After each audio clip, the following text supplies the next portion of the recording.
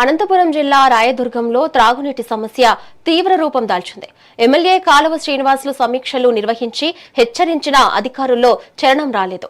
కనికల్లు summer storage ట్యాంక్లో 2 నెలలకు సరిపడా నీరున్నా మున్సిపల్ యంత్రాంగం వైఫల్యం వల్ల ప్రజలకు నీరందడం లేదు. దీనికి నిరసనగా మహిళలు ఖాళీ బిందెలతో రహదారిపై బైఠాయించడంతో గంటపాటు ట్రాఫిక్ స్తంభించింది.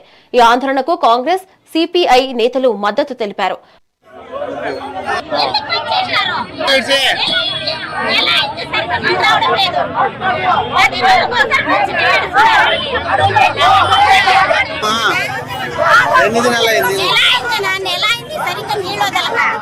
మంచి నీళ్లు వారంకి ఒకసారి 10 రోజులకు ఒకసారి వదులుతున్నారు.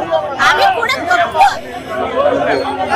నీళ్లు తాగాల వద్దా రావడం లేదు. రావడం లేదనే కదా ఎవరు వచ్చి పెట్టారని నీళ్ళని అధికారులు ఎవరు రాలేదా?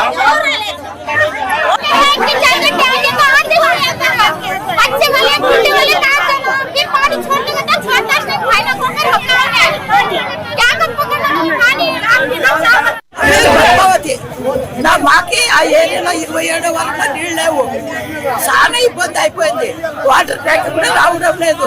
ఆ ఎక్కడైనా పోయితే వారికి వస్తే కదా మాకు ఇచ్చేది. వారికే రాకుండా మాకు ఎక్కడ ఇస్తారు? మా ఇంట్లో బొమ్మలు ఎవరు లేరు. ఆడదారు నేను వస్తే ఆయాసం చాలా ఇబ్బంది అయిపోయింది. 27 రావు రావు.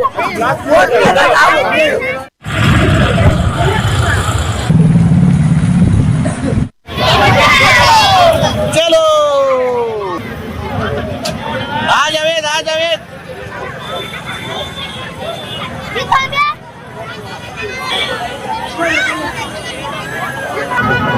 We want justice. We want justice. We want justice. We want పోరాడతాం వీళ్ళంత వరకు దిగి వచ్చేంత వరకు పోరాడతాం అధికారులు దిగి వచ్చేంత వరకు పోరాడతాం